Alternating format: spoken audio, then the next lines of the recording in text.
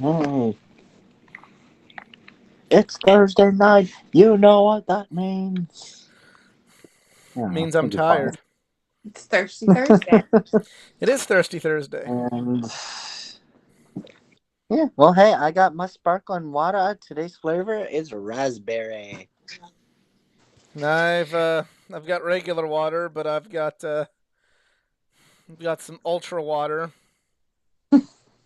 for after the show. I have the Diet Coke. Eh.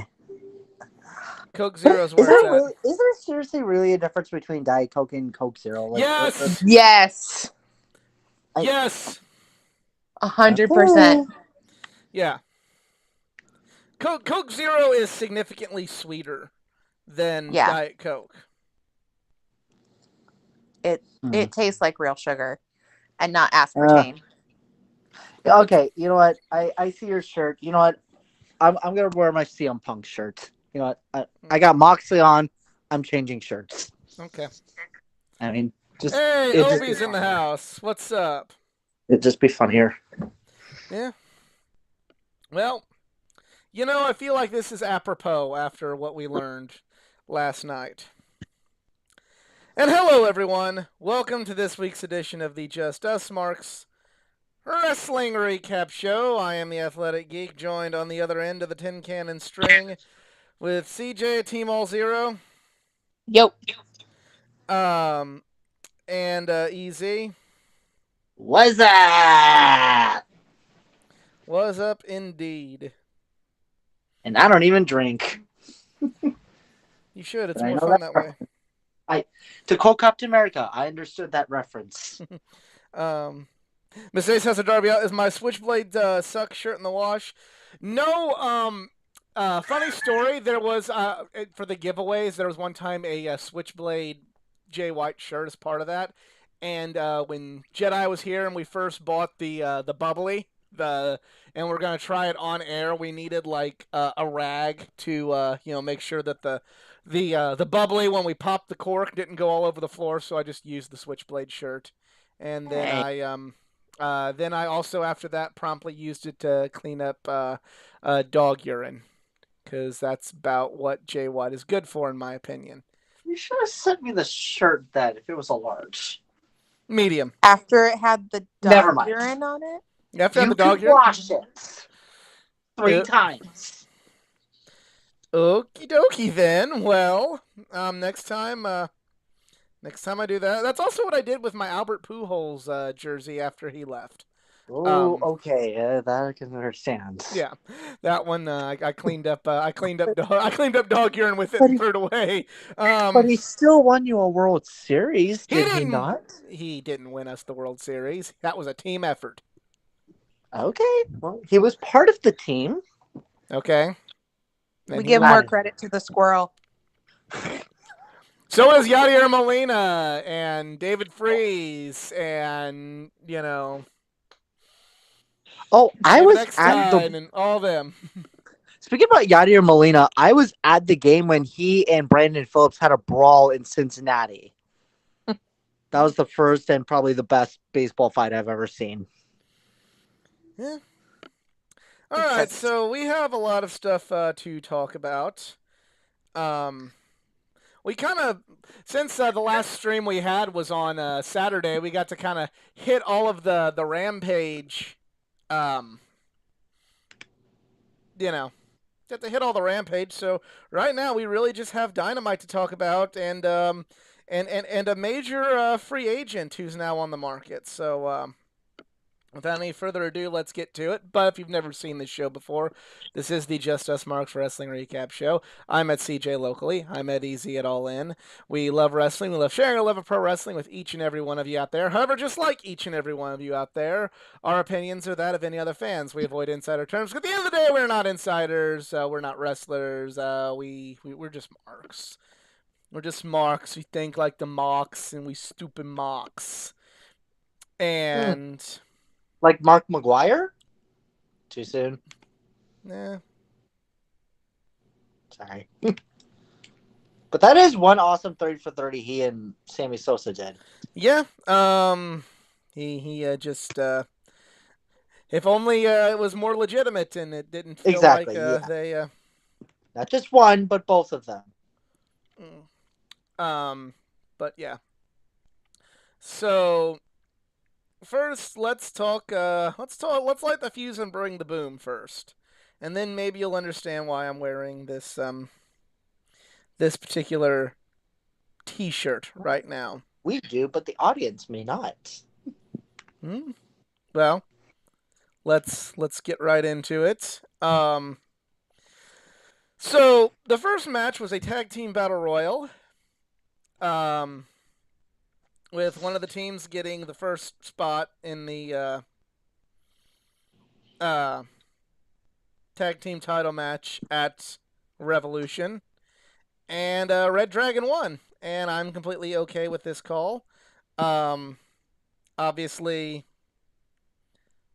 um, would have really liked for John Silver to have won and all that jazz, but for Reynolds and Silver. But hey, we can't. One day, Johnny Hungy will be a real champion.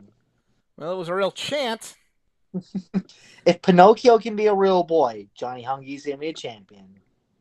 Damn right he's going to be a champion. Fuck yeah. Don't turn into a jackass. Nah. Ah.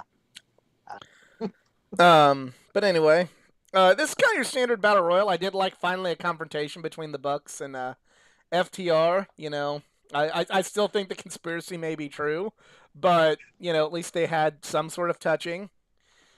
You know, in the ring, and yeah. I don't know what everybody else think. Ladies first. I'm just selling again. Well, the match was fine. I still don't kind of understand why we're doing two matches. Why couldn't we? I mean, I feel like the end result could have been accomplished in the same way, where Young Bucks and Red Dragon were the last two teams, so they go on to do the triple threat at Revolution for the tag team champions. But that's not a good way to fill TV, so I guess I get it in that sense, and we're gonna do this again. The match itself was fine. It was a little chaotic and kind of hard to keep up with at first, but Right. you got a lot of people in the ring just going crazy. So I was really happy that John Silver got the time he got. He was like the last one in besides those two.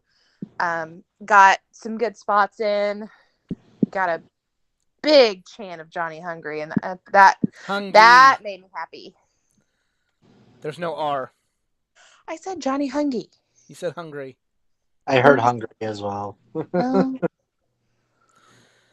It's fine. It's fine. We These are too much.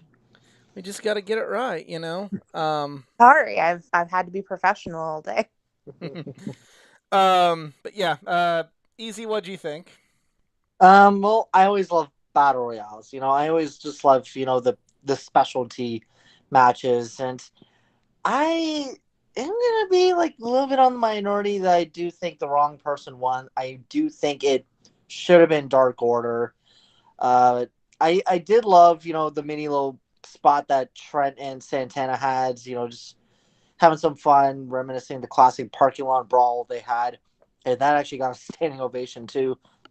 But it would have been interesting if the Bucks and Red Dragon, or in this case it was Kyle O'Reilly and Matt Jackson, they both eliminated themselves, and you just saw either Dark Order or FTR, who would have been better on top, just being like, hey, they're the champions after these two teams, they just eliminated themselves. But, so yeah, I really was hoping for, we could get a Red Dragon, Young Bucks at Revolution. But, I'll be okay. I don't think we're completely out of the woods on that yet. Not yet? Okay. No, it's going to be a triple threat. It's going to be a triple threat tag team match, so you might... I think that those are we sure about that, though? That's what they said. Yeah. We really sure like at it? They're gonna do another one of these like tag team Royal Rumble deals for the other team. Okay. Yeah, that part's legit. We just don't know who the third team is yet for sure. Oh wait, we're actually going with a triple threat? Yeah, it's like set to be a triple threat, and then Oh, they're gonna oh, do I'm one of reading it. Oh, these. Yeah.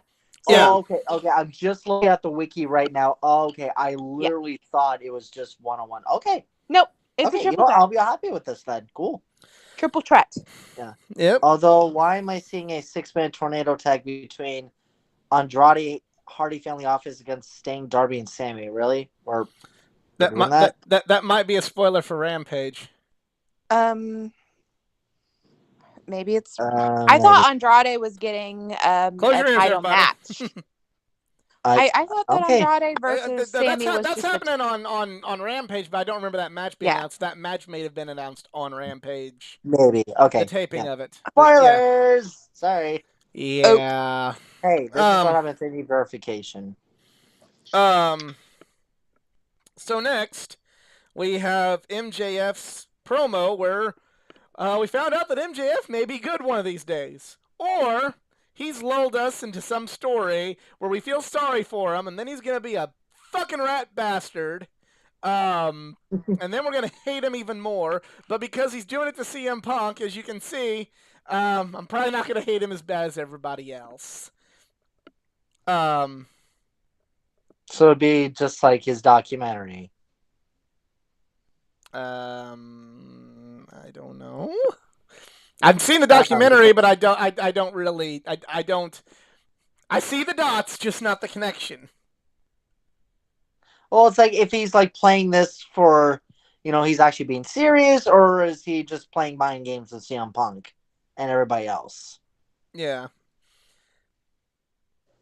Yeah. I mean, I don't see where the mind games play, but I don't know. if he wants to take that ride, then I'm on board. But I loved this promo. Like, holy crap! Oh, Like I this loved it entire too. night. I loved it too, but unfortunately, it's second best compared to another promo we're gonna hear I know. later on. But it's like this entire night is like each night, like AEW suddenly you're just hitting it out of the ballpark with these promos, and See, I'm I I'm felt not gonna say every night. I'm gonna say like with the MJF and CM Punk promos, it's only now been being hit out of the park the last 2 weeks. To me, it has been very good, not great, the whole but time up until the last 3 weeks. But yeah, just the raw emotion I felt. It's like, when you see him actually like tearing up, but that's one thing. Like, he's being like dead serious here. Like, is he? Like, it's like getting like one of these like villain orange or why did I say orange origins stories. Like, I saw this one tweet. I think it was basically how the Joker became the Madman or Magneto seeking revenge on all humans. You're really seeing like the origins behind the villain. I guess that's what that I saw. I don't remember what the tweet was, but I remember it's like, oh my god, yeah, we're really getting the origin stories behind MJF. His puny hatred for the world. So I loved it. Like I don't know what could top that. Oh wait, let's wait a few minutes. I'm finished. Okay, CJ, what do you think? I liked it. Taking it like into the vacuum, it was one of my I think one of MJF's top promos, and that's saying quite a bit. As far as like going with the storyline and progressing towards that big match, I'm not sure how this fits. He's a bad guy, so we're really not supposed to sympathize with him, and it's really hard not to sympathize with him after that. Like it got me hardcore. And like kind of looking into the future, he's gonna be a monster babyface. Like Miss Ace gave us a great comparison that it's like Syndrome from The Incredibles. yeah. Which honestly, I can Yeah. picture MJF being that for Halloween. Just remember, no games. But yeah, like the promo itself was fantastic. I just don't see where they're going with it, and like I trust MJF enough to have a roadmap of where he's going. So I'm not sure where he's going. I'm on the ride. Like I said, I'm I'm strapped in. I'm on the ride with him. I'm not sure where we're going. Well, Yeah. AEW will be in Long Island May 11th, so that is going to be very interesting to say the least. Yeah.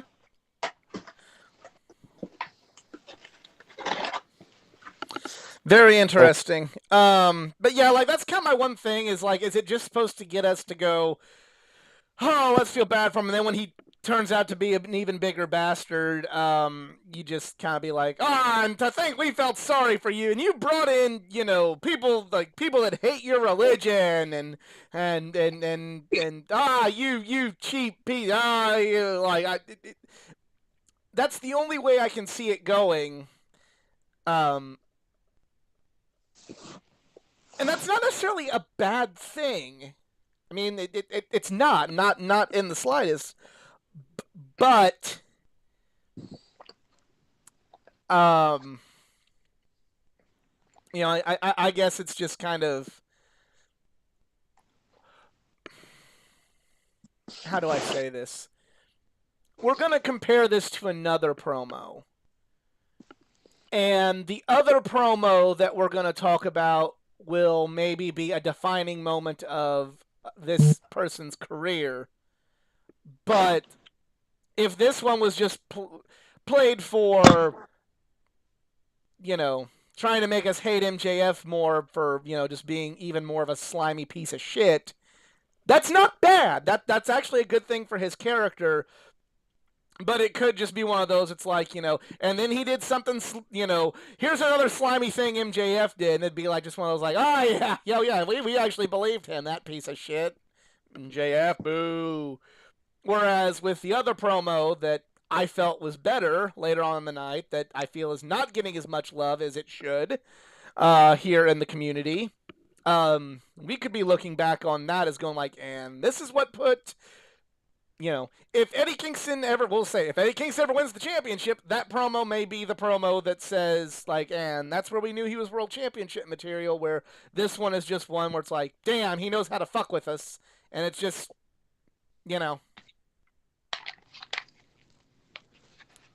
it is.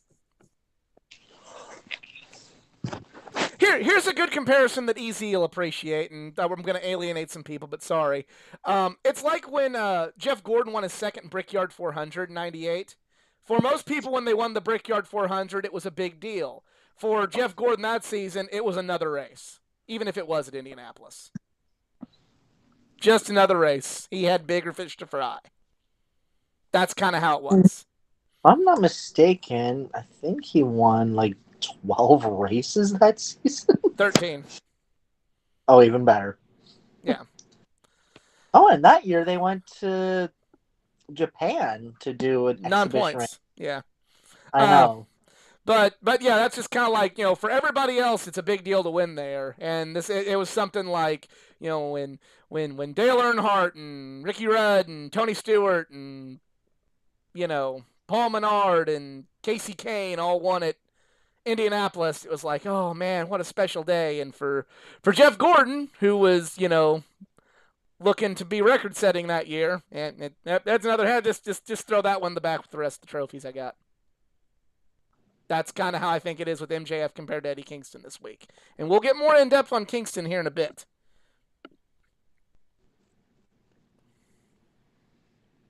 All right, so next up we have Death Triangle versus the Kings of the Black Throne, and we have a new Pentagon, and we have Paul Bear Alex, and yeah, it was. I like this presentation. This presentation to me is what makes Pentagon the superior Lucha Bro. I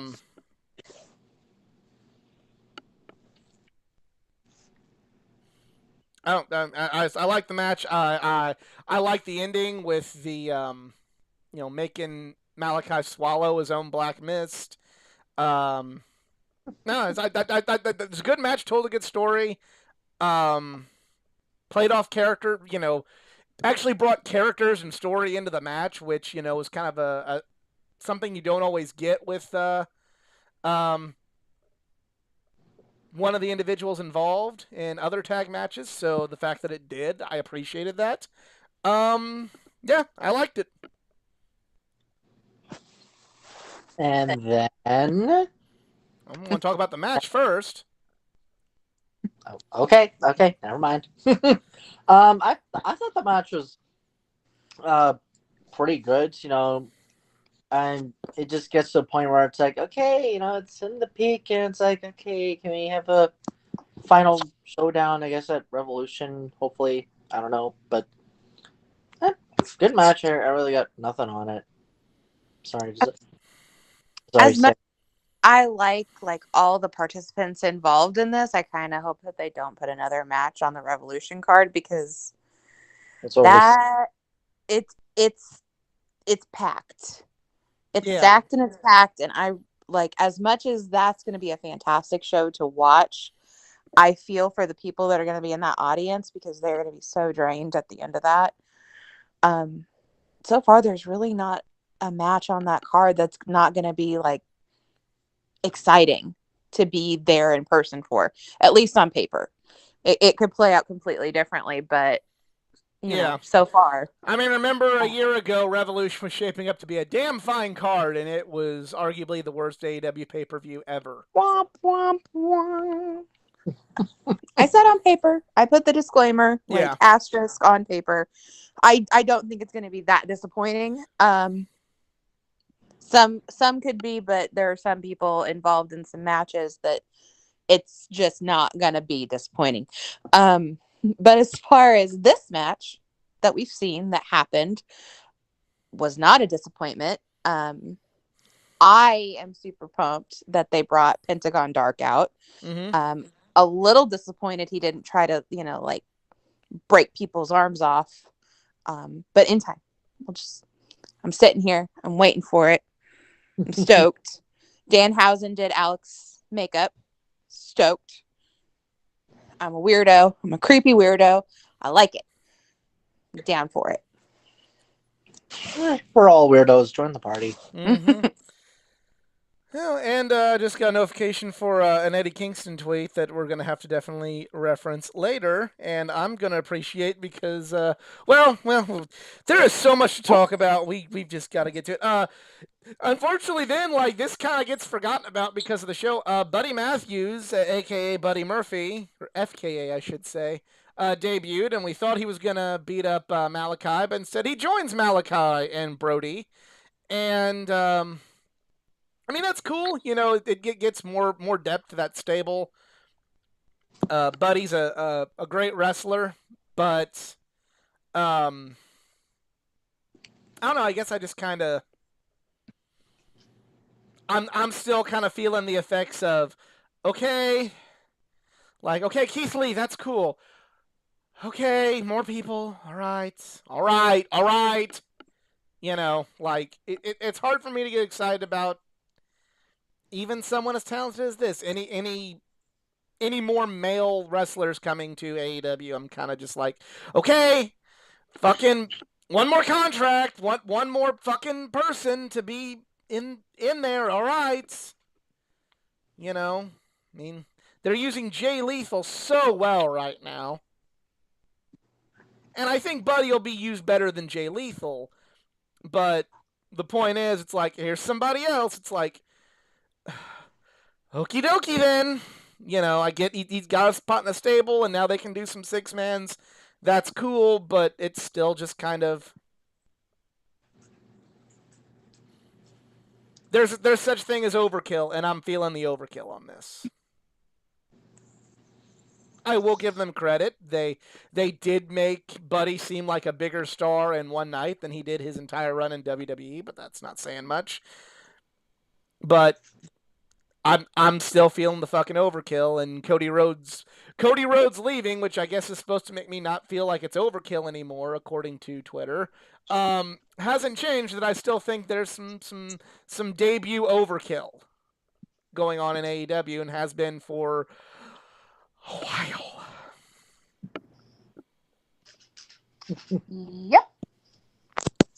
And I don't mind it. I'm just unfortunately I never really got behind Buddy Matthews, Buddy Murphy, whichever one you want to reference him by, and I think suddenly I have my Aussie friends trying to come after me with a noose. But anyways, I'm just not 100% behind him. But good place come to AEW. Him to join not Dark Order, House of Black. Okay. I mean, I'm not against it. I'm not for it. I'm just okay. Cool. We'll see what happens. Yeah.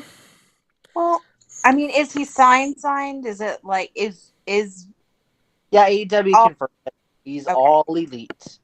Like that's I haven't been on social media a lot today. Busy day, but I hadn't seen that for sure, so I wasn't positive. It it is feeling pretty bloated on the roster. We don't. It's coming up on 2 years, 3 years since the company started, so there's going to be some contracts coming up as one hit the market and came big news. We'll see some people go from AEW, but it seems like every time AEW Dynamite has a dip in the ratings, we get a debut the next week. And that's fine and dandy sometimes, but that's not the answer to your ratings problem. That's just not the answer. That's not sustainable. Right. We bitch about Vince doing this. Like every time his ratings drop, he has a Legends night or a super big surprise, or he try to hints around that like The Rock might be here or this or that. Like he does a stupid gimmick thing to try and boost the ratings. It's a one night only thing. Is signing a new person a one night only thing? Not necessarily, but kinda. Like, are we interested now to see what like Keith Lee and Buddy do? Yeah. But how long do I have to watch before I get to see them again? Because you keep debuting other people and you're forgetting about this person and this person and this person. You got to do these huge, crazy matches and start going for triple threats to get people on your card. You got too many people. Well, maybe Adam Cole can become Keith Lee's manager. Oh, dear Lord. Oh, by the way, I found the tweet. This was from Fiending for Followers. Great person if you haven't followed him, by the way. He said, MJF really gave us his villain origin story. CM Punk caused all of this.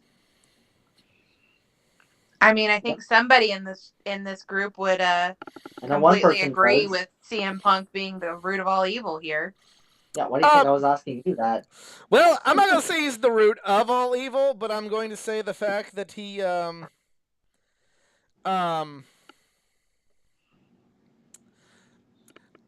going to say that his general douchery that can happen gets forgiven because he's CM Punk, and that's the root of why I don't care for the guy. I'll just point out there, since we want to go off on the tangent, I've seen him treat fans like shit when they've paid to meet him, and let's see Cody Rhodes do that, especially now. Let's see Cody Rhodes do that. Let's see if even if the fan's a douchebag, if that's okay. No, it's not okay. Who pays your salary? Let's see company towing Seth Rollins and Becky Lynch treat a fan that way, and see if fucking wrestling Twitter and the wrestling fan base has their fucking back. No, they won't, because you big time and all the fucking fans now. Let's see Born Again Christian AJ Styles do that and see if he can get away with it, because he has some opinions and some beliefs that are not necessarily agreed upon with the whole world right now. Let's see that happen. And let's see if someone pays for a meet and greet with them, if and they get treated like trash. Let's see if someone goes, well, wrestling fans are pretty toxic, and CM Punk probably had to deal with a lot of toxic fans that day, you guys. CM Punk get that excuse, but when you hear Cody Rhodes say, I don't want to talk about that right now, hey, shut up, you're annoying me about asking me if I fell out with Tony Khan, going, what a dick. Why would Cody Rhodes want to do that? Yeah, that's why I don't like CM Punk. He seems to get the free pass to be a douchebag sometimes, and I don't really want to give him the free pass for a douchebag being a douchebag. I want to hold him as accountable for his douchebaggery as everybody else is held accountable for douchebaggery. Unfortunately, the fact that the first person to call him out on television about his douchebaggery is MJF, it's probably going to be a moot point. So, there you go. Ta-da. So now talking about somebody who I do not feel as a douchebag to their fan, but two people I don't feel was a douchebag both times that the times I met them, Chris Jericho and Eddie Kingston. This was the best promo of the night. Yes, it is better than MJF's, and at athletic_geek89 for your hate. Just send that to your hate. Yeah. Send your hate. Just send your hate there. That's kind of the way it has been. So keep them cards and letters coming. But I thought this was amazing. I thought, other than like one little line flub from Chris Jericho, like this was like the best Chris Jericho promo in quite some time. Like Jericho has not really been on his game lately. I mean, he's had some good things, but like nothing, no goat shit going on with Chris Jericho. But this was some goat shit right here, people. Just Eddie Kingston. There's nothing more we can say about this other than watch it. Like, watch the promo. What we say is not going to do it justice, especially with Eddie. Yeah, him stealing all our lines. What's a baby face? Like, hey, only we can say that. But yeah.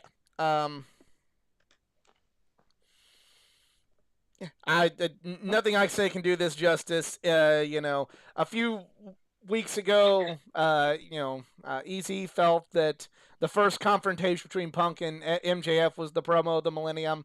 I politely disagreed. This one might be mine. Well, that was last year. Now we're in 2022, so the Millennium's still going on. Yeah. Whatever. The Millennium is, till 3000. The Millennium was in 2000. 2000 to 3000 is a Millennium. Yeah. Whatever. So, either way, yep. Chris Jericho. So, do you think that this was a better Eddie promo than Eddie Eddie and what he had to say to Punk before their match? I think Eddie talking to Punk more, like, that really hit hard because, Jericho's just been a legend for 30 plus years. Punk, he did quit on us for 7 years, and Kingston was really, hitting the reality check on everybody. Plus, like, I think Jericho just really talked more. Only that Jericho did was hit him with some jabs saying, like, hey, you can go back to with your friends down the road in Stamford, which, friendly reminder, everybody, we were in Bridgeport, Connecticut. I think this was better than the Punk one because you got to see Eddie kind of take control a little more. Eddie was always on the defensive with Punk. And it was always like, no, actually, you weren't that good. Oh, actually, you weren't that good. And even though Eddie was passionate and was was going, jab for jab with Punk, Punk still at the end of that ended up looking like he got the best of Eddie. Jericho didn't look like he got the best of Eddie this time around. I don't think. I think Eddie, especially at the end when Eddie said, I don't want the Chris Jericho that was in the Mimosa match. I don't want that. I want the one that, I want the old Chris Jericho back. And kind of here lately, and I'm a Jericho fan, but lately, Jericho's not been the Jericho of old, and he's not had the best of matches. He's not been terrible, but he's definitely been wrestling sometimes like a man in his 50s, which is fine. But even with some of his interviews, he's you know attendance mandatory and GFY or not catching on like a stupid idiot, and you just made the list. So the fact that I actually got like not only was Chris Jericho good, but like you got to see Eddie be better, like not keeping up, but better. Get the better of a legend like Chris Jericho. It's like, okay, this is why again this is one of those defining moments that if Eddie ever gets the main event or if we can point back to this and it's like, and this is where we knew that Eddie Kingston would be a top guy kind of deal. I mean, I was kind of already there, but I was already there, but like now I think like there's no doubt. You know what I mean? I watched the man cut a promo on a Halloween candy bucket. A good promo on a Halloween candy, like not just bullshit to talk. Like he got people passionate about the damn bucket. Hey guys, I unfortunately have to step out. I got family contacting me, but I love you guys. Follow me at Eric Zarens on Twitter. And sadly, I could not find a sponsor. Okay. So, Have a good night. sorry, guys. Right, bye. Bye. All right. Oh, I get what you're saying. I just feel like now it's there's no more doubt. There is no more doubt that Eddie Kingston could be AEW World Champion now, and I think everybody believes it, except for a few cynical people out there. Eddie Kingston could be the man. I'm happy for that. I'm just saying, like I was there when they referenced, Eddie coming in for his first match against what's his name. The day that was announced, watch this. You're gonna want to watch this. This guy is awesome. Watch for him. He's gonna sneak up on you. You're gonna love him. Just trust me. And for a really long time, like, yeah, he's good. Like, yeah, he's good. Yeah, he's good. And after that, they're like, okay, I see what you were saying now. Like, after everything he's done in AEW since that first match, like, I get it now. I didn't see the whole puzzle that you were trying to show me, and I get it now. Like, yes, thank you, Eddie Kingston, for justifying. Yeah. Everybody needs to check this out. So next is a Face the Revolution ladder match qualifier, and it's Ricky Starks versus 10. The Beef Brigade has been concluded because of some guy, absolute something Of the face of the revolution. Yeah. I mean, it's a good call because you might need somebody to bump for all those big dudes in the ladder match. I'm not even saying it'd be like that'd be so, like Ricky would have a great role in that being like the slimy villain, with all these big to quote OSW review, among all the beef. You're still forgetting that Hobbs is in the match. There's 2 members of Team Taz here. He doesn't have to be the sole slimy villain. No, but he could be like. He'd be kind of like Loki, He is a little like, but yeah. he's got some muscle behind it. He's the brains that moves the brawn. Yeah, but like in his role with all these, he's Loki. He's Loki with a bunch of Thors and Hulks. And it's peachy. Loki wins sometimes. Yeah, except hopefully not. Sometimes Loki. He doesn't get smashed in Puny God. That's hopefully what happens this time is Puny God. Still a little nervous with that neck. Please don't smash him like Puny God. Yeah, don't smash Please. him. Yeah, Please don't do that to him. But He's young. puny god comeuppance would be Yeah. working very well. That wasn't a bad match. 10 is starting to improve, and if there's somebody that's going to bring the best out of, somebody who's not green but maybe not necessarily fully developed yet, it's somebody like Stark. So kudos there. TBS Championship match: Jade Cargill versus the Bunny. I wanted to get into this match, but I'm just not a big fan of Bunny, and I thought she looked really good here. Actually, I was was more impressed with Jade. I was impressed. I mean, I was like Jade is what got me into the match. But again, and to me that's not necessarily. I'm not trying to knock Bunny. I'm more so trying to look at say hey, you want to see how much Jade's improved? Boom. So good little match. And Ty Conti came out to essentially challenge Jade for the TBS Championship. So she had a little bit of a flub, but that's fine. Jade caught her like very, very well. Like, yeah. Oh yeah, I want a match at Revolution. Okay. Like, oops. Again, coming a long, long way from the woman that could remember her lines, and you could visibly see Cody trying to help her through the promo when she debuted. Yeah. Hey. Phone call. Hey, you gotta take care of that stuff, man. That is always family is always most important. Yes. See. So, what'd you think of Starks versus 10 and Bunny versus Jade? Get your quick thoughts. Starks versus who? 10. Oh, Starks 10. I'm down for that match. That match happened at 8 that last night, right? Yes. Yeah. Or is that? Oh, okay.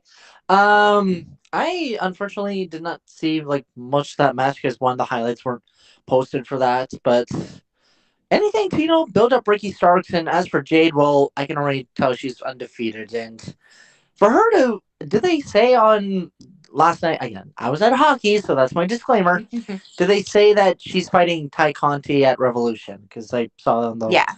Okay, yeah. Yeah. That I honestly hope will be a really good contest between the two. Because anything to build up Ty Conti, and I'm not sure if she would be the right person to give Jade her first loss. No, there's one person who is, and the destination for when that happens is unknown. Haha. But hey, that one was good. But I don't know though.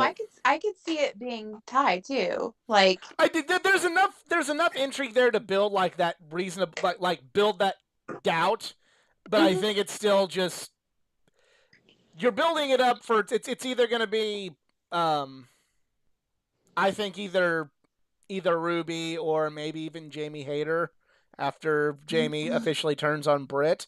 Those are my two predictions. It's kind of almost in the same vein as Okada's IWGP title run from way back when of from 2017, 2018, etc., 2016 to 2018, where you kind of knew that Okada was either going to lose as it was kept progressing. Okada was probably going to lose to either Naito or Kenny, but then he would wrestle Zack Sabre Jr. or he would wrestle Sonata, or he'd even wrestle Tanahashi, and you didn't think that Okada was going to lose, but you had enough intrigue and everything had been built up well enough to where you're like, but I wouldn't be surprised if he went down for this one. That's kind of how I'm seeing Jade right now going with Ty. It's like Okada and ZSJ. It's like, I don't think Okada's going to lose to ZSJ, but they've built up ZSJ enough to where Okada conceivably could. And that's how I see it. I don't think Ty will win, but I could see it happening. I don't think it would be like the equivalent of fucking Jinder Mahal winning the WWE title if Ty Conti beats Jade for the TBS title. I don't think it's like that out of left fucking field. Are people still pissed off about that? Because I was the only one that's happy. Yeah. That was literally the worst. That wasn't the worst. I Well, I'm think it. sorry that your homeboy couldn't win the Punjabi prison match, but oh well. I just think it was like pointless. Like, why would you? But There's no, another YouTube channel that told that story. Really, it's just it was just it Brian Zane? no. Oh, But never mind. but it made it's just not good. There's nothing. That's another debate for another Now, day. would you have Jade and Ty as the penultimate match before the main event, or in the middle, maybe the opener? I wouldn't do the opener, and that's no disrespect, but It they're on both very good. But you really need, and I say this with all due respect, you really need a. I'd say like do the tag title match first. You need somebody that really is a little bit more fast paced than what they are. With a little bit True. more heat on the match. Like, I'm not saying this match has no heat, but you need a little more heat on the match So I than guess what like Punk MJF would be the penultimate. maybe. possible. Actually, you know what? Fuck it. I would make that the main event. You gonna disrespect Hangman like that? I'm sorry, but You gonna it can disrespect Hangman work. like that? It can work. You're gonna Like disrespect you're gonna. Hangman's gonna win. I'm sorry. Like I'm gonna be out in the open on this. Okay, Hangman's gonna win. so everything. Okay, so everything that CM Punk felt disrespected with when he was WWE champion and had to play second fiddle to John Cena. Let's do that to Hangman Page. Is there a bigger way of going? Hey, Hangman, you don't mean fucking shit right now. Than by I'm not not putting him saying in he the main doesn't event. mean fucking shit. It's just you know, I just like drama. I love the big drama that I'm not saying there's no drama between, Adam Cole Bebe versus the other Adam Hangman Adam Page. I just think like drama filled wise, I like Punk MJF Okay, but if with you want just somebody to everything believe, they've built up. if But you we'll want to see. believe We'll that see. somebody I'm is not the in world charge of booking. champion, I, if I you want to trust Tony believe that Khan. somebody is the world champion, if you want to show that the world championship is the most important thing in the company, if you don't want to be like WWE, then one, I mean, I thought the promo with at the end, we did skip over this from the tag team battle royal, but a little bit more heat did get put on Cole and Hangman. But one, start turning it up a little bit more, and two, don't don't do to Hangman Page what CM Punk felt disrespected that was done to him in WWE. Go like, hey, I know you're the world champion, but John Cena has a match with somebody, and John Cena should get that. I don't think that Punk, even if somebody came up to him and be like, okay, well, you're going to be in the main event, da da da, he would probably disagree with that and use as much influence as he has to make that not the thing. Because I mean, you do got to remember, like CM Punk's first match back against Darby in Chicago wasn't the main event, even though that was the high point in Chicago. Whether one person or two people didn't like it, that's not Right. the point. That was the big money match that took the ticket sales through the roof. That that was the thing. That was the big exciting match, and it was not even the second to last match on the card that night. He does understand match placement, and yeah, it's high drama, and yeah, it's a gimmick match, but it's not for the championship, and so it shouldn't. You really do need to put your title on last, unless Yes. they've done it several times now, where they've put, especially Chris Jericho has a habit of taking the main event away from the title. I don't think it's going to happen this time, but it's also been, in times when a bad guy had the title and was going to go over, so you don't want to leave on a bad note. So you got to take that, you want to leave your crowd on a high note in the main event. You want to send them home happy. For all WWE's faults, they're 99% of the time sending people home happy.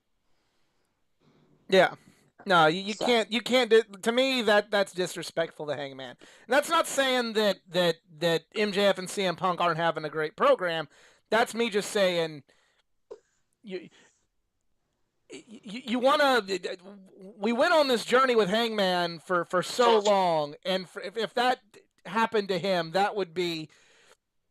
You want to draw some comparisons to WWE. That's how you do it. We all wanted to hear the. It's not an apples to apples comparison, but it is like when CM Punk, oh, finally he's back in the voice of the voiceless, and oh, he's got to play second fiddle to Rockin' Punk at WrestleMania. Okay, well, whatever. It's The Rock. He's coming back. Oh, and also he's playing. Okay. Hey, wait a minute. Oh, this is getting ridiculous. That to me would be just basically it'd be like telling Hangman that, hey, good job, enjoy that belt, but you're still not the guy. We got our guy, and he's CM Punk. That to me is what that would do to Hangman. So we now go to the main event. Bryan Danielson versus Daniel Garcia. Bryan Danielson's Danielson Bryan's is maybe coming to fruition now, and I'm here for it. I like this match a lot. This is my type of wrestling. And Moxley and Bryan was made official for Revolution after this, so kudos there. I'm not quite as excited about Moxley and Bryan as other people are because I'm just not. I kind of want more of the fresh matchups for Bryan, and that's not. This will be good, but it's just one of those. It's something I have seen before, and while it will be better than the past, I guess I'm just still kind of like. Give me all the matches I've never seen with Bryan yet. Give me Daniel Garcia. Oh, who else is there that he's never wrestled before? I want all of this. Just all of this. So it's like while all that's like a 10 for me on the excitement meter for Bryan, like this is like an 8. It's like, okay, well, they'll do better than they did in 2010 at Dragon Gate USA, but still still not the Darby Bryan match or the Sammy Bryan match or the Kenny Bryan. Kenny the Kenny Bryan rematch or I was gonna say I lost my train of thought, but like just not. Not that it's bad, not that it's a bad call, because it's not bad and it's a great call. It's just, it's a gold album rather than a platinum one for me at this point. All right. I'm fine with that. This match was good, and I'm cool. I'm okay with the Bryan Moxley match. I'm still not sold on them being a faction together or a tag team together. I don't know if I really want that. I'd rather them more so be like It could against be one like another. Cesaro and Sheamus. It was weird to see them as a tag team, but they made it work. Yeah, they made it work, but I just feel like there's better things they could both be doing singles. Yeah. Fair point. It's still just it's two opposite sides of the coin. I mean, yeah, Mox plays kind of this like in between character where he's not necessarily a good guy all the time, but he's not a bad guy. He's just like an ass He's kicker. the guy. He's the guy. Except he's not. Because people need to acknowledge him. I said that to someone today, except not in terms of wrestling. And nobody got the pun, and I was disappointed because I was in a room full of accountants that don't watch wrestling. I guess you need to find an accountability buddy. I need an accountability buddy. Yeah, you know what? There was no accountability buddies on the show this week, and maybe CM Punk wouldn't have been as sad if he would have had known that there was an accountability buddy. And you know what? If they'd had accountability buddies on the show, I bet they would have even had a higher number. Mm-hmm. Mm-hmm. Yeah, and I Could have bet people reached. would actually give a shit. Oh, people give a shit about the accountability buddies. They give a Only shit. you two. They give Only lots you of two. shits. Okay. They give lots of shits. No. It is. No. They've had Alex an enema Reynolds and they and give John lots of Silver shits. are better accountability buddies. Oh, I'm not denying that, because they are because they're just great. Because at least with the late great Brody Lee, he was holding Alex Reynolds accountable for John Silver fucking everything up. Yeah, but I just realized one day I really do want to smash papers on John Silver. he might kick your ass like IRL. Yeah. Damn it. Okay, fine. I can do it for Evil Uno. He can wear a helmet. I think he still might kick your ass. I want to smash papers. I mean, like maybe if you pay for the meet and greet and ask first. Yeah. I mean, You know what? Nah, screw it. I'll let Brody Jr. have fun. He can smash my head with papers. Yeah. Yeah, there you go. And I'll actually sell it. So, big news out of WWE. They just have decided not to re-sign Cesaro, a.k.a. Claudio Castagnoli. And, You're just about to bring this up. And, he's a free agent. So here's the dilemma. Would he be great in AEW? Absolutely. But what are you gonna do with him? He's gonna have some matches, and then he's gonna be gone. And then he's gonna be like, what are you gonna do with him? I hear TNA is hiring. No. No. I thought I would drop that line. Yeah, no. I don't know, because that's like would he be great in AEW? Absolutely, especially we just got done talking about Eddie Kingston. Eddie Kingston just put out a tweet that I will read right now. It says, "All I'm gonna say is he doesn't have the balls to come to AEW." Because they were a pretty bitter rivalry in the old Chikara days. And it was glorious. And it was like the Raven and Dreamer of Chikara. And I'm here for it. But on the flip side of everything, it's like, okay, but what? Just because Cody Rhodes is gone doesn't mean sign 12 more guys.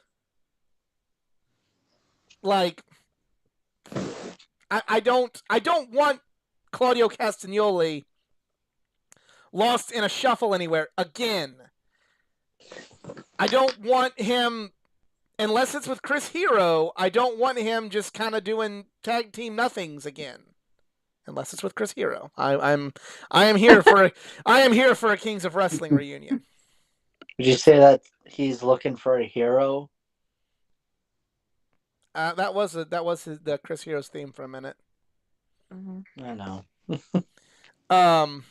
So, in that sense, I'm not saying no, but I'm also saying that's like,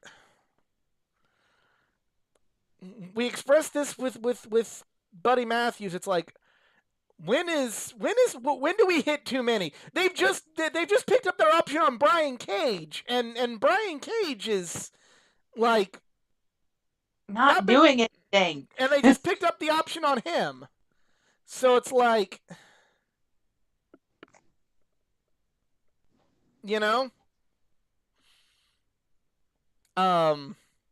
I'd honestly rather see one, since it seems like Ring of Honor's coming back. And it seems like we're going to be full go on that. I definitely feel that maybe at first, I'm not like down the road, bring him in, sure.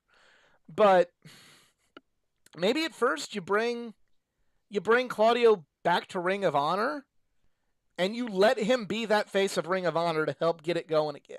He's a familiar face. Everyone loved him in WWE. He's got that value from being in WWE, but he's also his bread and butter was in Ring of Honor for a long time. So let him lead this company as it rises again, and let him do New Japan. Let him do his Cody run. Let him do his independent tour where he's everywhere and everywhere and everywhere. Not And everywhere, man. and then you put him eventually after a year, then bring him to AEW. Something I thought kind of needed to happen with Keith Lee, but you know, I guess the timing's just right with Keith Lee, and you got to strike while the iron's hot. I feel like yes, you do have to strike while the iron's hot, but maybe this iron needs to go help Ring of Honor and go be in the G1 Climax, and I'd say go do the European Indies, but the speaking out movement kind of put a big damper on the UK indie scene. But he would have been great there. It's just I'd love to see all the AEW matches with Claudio, but I also think that maybe maybe the Swiss Superman is needed elsewhere right now. What does everybody else think? I'm kind of different. Like, wherever Cesaro or Claudio, wherever he ends up, I wish him the best. Wasn't one of my favorite guys. He was just a guy. And now he's like Ryan Reynolds. He is a free guy. Sorry, Wow. bad pun. Oh, okay, I get it now. Ah, We're here now. Delayed. I don't know. I mean, I've kind of already been on the record that AEW has more than enough talent already signed that they're not taking full advantage of on cable TV. And I don't know. I would feel horrible for him if he got lost in another locker room shuffle. He has the talent to go somewhere else and be a big deal, and I would like to see him be a big deal because he is a big deal. He's a very talented guy, but at the same time, he's getting a little bit older, and I could see if the guy just wants to get paid. And the payday now comes in at AEW if you couldn't reach a deal with WWE. So yeah, I mean that's where the money would be compared to Ring of Honor, but if you're cool to sit in catering for another 2 to 3 years and make that money and occasionally come in and have a little bit more say in what you're doing with your personal character and how your matches are wrestled, go to AEW. If you want to flex your creative muscle, there are plenty of options. And his background and his resume say that if he's interested, people will talk. yeah, They will talk to you. They will work it out. You're not going to make the same amount of money, but maybe he's made his money. Maybe he made good investments. Maybe he's ready to let Peacock fly. right. I'm not saying it's a guarantee that AEW is going to have him sit in catering, but it is just kind of there's going to be enough is enough. People can kind of like look at Jay Lethal. Not that I think he'd be misused like Jay Lethal, but we've said it a lot on here. When is enough enough? Rather than sign people to big, I get that you want to lock people in because you don't want them going back to WWE. I mean, rumor and innuendo state that WWE's gonna, back a Brinks truck full of gold up to Cody Rhodes' house. So, and you don't want people to eventually go, you know what, I got to go back, and you miss a golden opportunity. But on the flip side, it's also,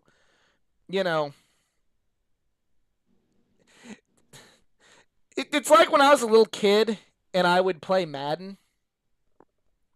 and they had like an option on Madden where you could do fantasy draft.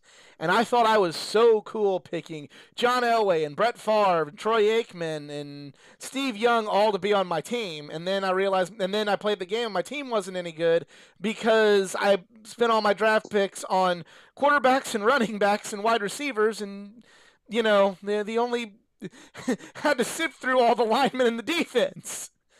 There comes a time where you might just have to let one go, or you might just have to, I know Nick has been on the show, been saying things like, maybe bring him in for like 12 dates and use Claudio sparingly. Use him for 2 pay-per-views a year and 10 dynamites, or 8 dynamites and 2 rampages. And let him go do independence. And then, okay, he can do a program, he can go away. He can get a TNT title run, and then go away. And then keep, okay, and before one overstays their welcome, they're here and they're, do something like that. We're talking about Forbidden Doors and, a healthy wrestling business where Impact's doing okay, and NWA and GCW and, we're ROH is coming back, and Terminus is here, and MLW, and we keep talking about how now the wrestling business is healthy. You don't have to rely on WWE.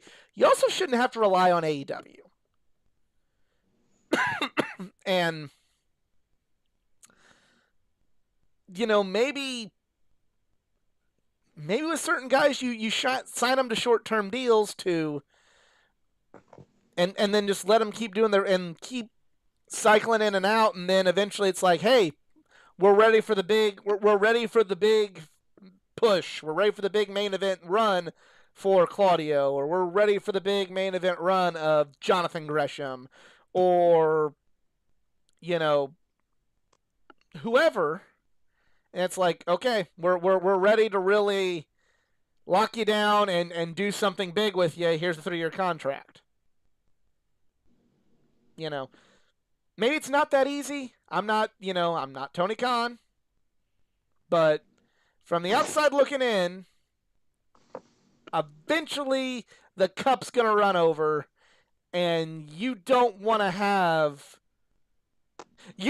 be what you're protesting from the WWE of having all these talented guys and nothing of real substance to do with them. And don't tell me that dark is substance. Also, I think it's kind of interesting to note that, we've talked about Buddy Murphy and Keith Lee and now formerly Cesaro all being signed by AEW.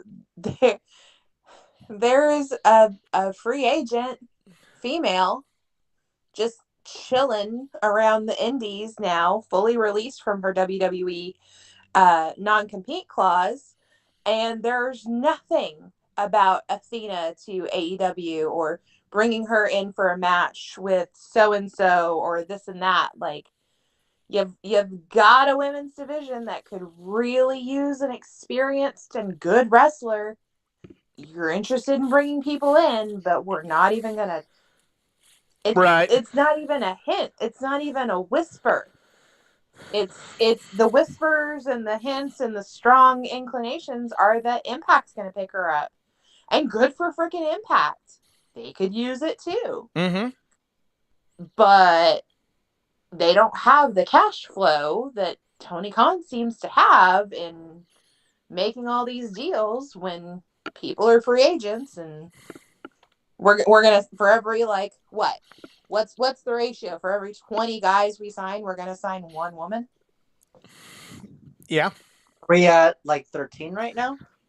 And then snap on a reporter asking a valid question about, hey, why aren't you doing that? Again, kind of going back to my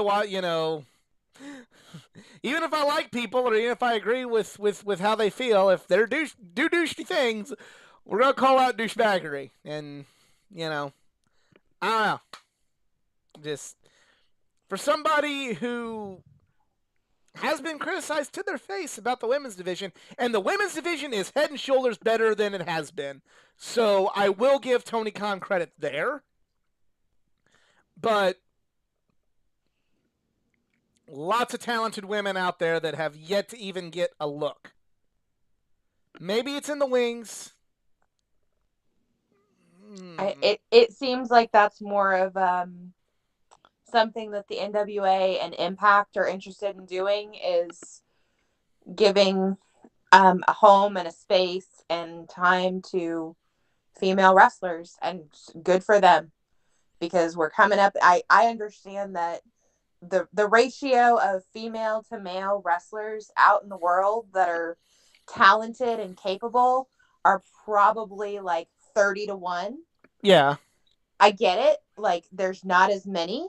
That's cool, but that doesn't mean that you can't give some spots to the ones that are out there. I mean, you've got 2 belts for women now. Yeah. There's no excuse to not start signing more women before men. You know, but in defense of Simon Buddy, it seems like they've got a role for him on a show, and that's fine. But I've been saying this for a year now. There's going to come a point in time where enough is enough. And, you know, we can see things from AEW's perspective. We can justify anything. You know, we justified CM Punk. You know, people can justify CM Punk treating fans like shit when they paid to meet him in the past. And that's just, you know, anybody can find a reason to justify it. And I hear everybody go, well, this is why AEW is going to continue to do this. You're welcome to feel that way. I do not. There's going to have to be some give here. And if you want to keep signing them, don't pick up options on people. I like Brian Cage. I like a lot more than a lot of people do. I enjoy Brian Cage's matches. But why? Why was he renewed? I mean, I'm glad he's working. I'm glad he's got a job. But why was he renewed when you've just brought in Keith Lee? And the rumors are saying that Jeff Hardy's coming. Jeff Hardy confirmed it. Yeah. By accident. So, okay, there's something else, you know. Buddy Matthews just debuted, and, you know, and then you have they got Tony Nese. How many times since he was sitting in the crowd for a while and had the one match did we see Tony Nese? Jay Lethal. Why? Those are 2 guys that should not have been signed. They should have said, like, we'll bring you in for 2 pay-per-views and 6 Dynamites. 6-10 Dynamites. Jonathan Gresham was backstage at Dynamite yesterday. He's not all elite yet, so I'll give him some slack there, but oh my God. You know, you've opened the forbidden door, this buzzword. Use the forbidden door instead of locking all these guys down. Make me believe in the forbidden door a little bit more and the free-flowing, you know, nature that could be the wrestling business now rather than just locking down everybody you can because they're available. Some people you can't say no to. I understand that, but some people you can. Some people you can just say, hey, go do the indies. It's fine. Just let them go do the indies and come back to AEW. Let them do both. And that's what for a guy like Claudio, if you're going to bring him in, you better fucking be ready to use him and use him well. And if you're going to do that with Claudio Castagnoli, he is going to jump the line on a shit ton of people. We as fans may be okay with that, but some people in the locker room may not like that. So maybe As much as we want to see Claudio and Kenny, and Claudio and Moxley, and Claudio and Bryan, and Claudio and Pac, and Claudio and Pentagon, and Claudio and MJF, and all these, and Claudio and Eddie Kingston, renewing their rivalry that never had a conclusion in Chikara because Claudio went to the WWE. Maybe some things gotta wait. You know? Sometimes good things come to those who wait, and maybe Claudio doing a few other things at first could lead to better things for AEW in the long run. And I believe that's it for this week. I want to thank everybody for tuning in. If you like, please like the video, share it, subscribe for more content, not just from the world of pro wrestling, but from the world of comic books, gaming, anime, all things geek culture. Check out our other videos. Check out the Geeking Out podcast, where CJ and I were joined by our friend Caleb from the Four Sides podcast to talk about our experience at the 2022 Royal Rumble. Spoiler alert, mid. And follow me on my social media pages, facebook.com/athleticgeek89, Twitter, athletic_geek89, Instagram, athleticgeek89. If you'd like to help this channel out financially, I'm on Patreon, patreon.com/athleticgeek89. Y'all got them their social media pages to plug? I'll say mine again since I left abruptly.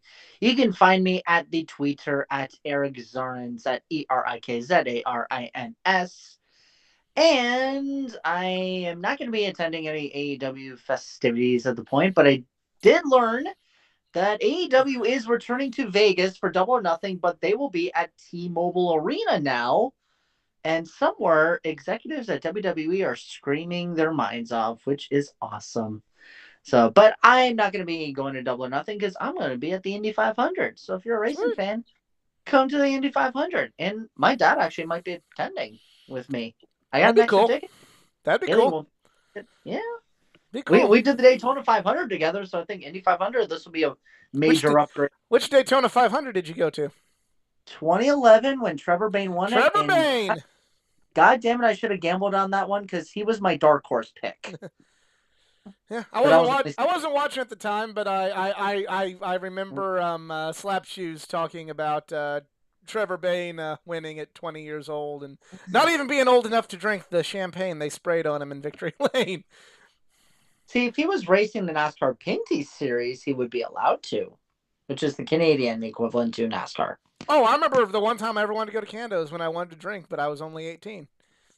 Yeah, I can drink, but I don't want to. Until I get to 200 subscribers, that is. Shut up.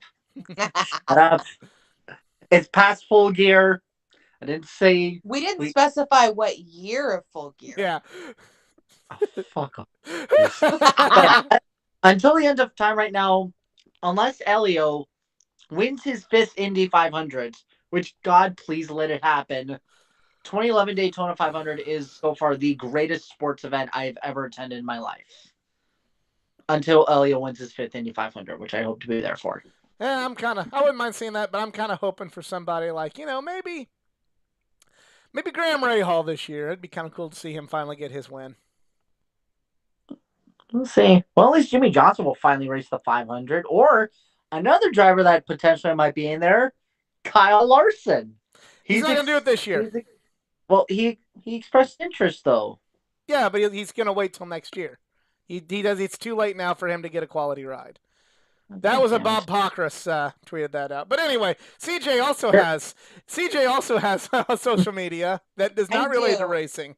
Yeah, and I don't talk about racing on it. At CJTMall0. And guess what? Geek can be your accountability buddy for racing. So I'm gonna fail. I already am her accountability buddy on racing, and she just kind of just shows up and I'm just like, wow, isn't this great? This is amazing. And 2 hours later, he's like, where are you? I'm in the coolest spot ever. Not like cool as in awesome, cool as in I found comfort in the ridiculous heat and humanity of this place. Yeah. Bring her to Gateway. Oh, she's coming. She's to coming to Gateway. Coming to Gateway. Yay! I will debate about going to Gateway if I can get that Saturday off. But that literally is a weekend before All Out, which we don't know whether or not it's going to be in Chicago. Well, if it's in Chicago, it's going to be a big few weekends. But for EZ and CJ, I'm the Athletic Geek. We're just Marks and we're out. Peace. Be safe. Okay.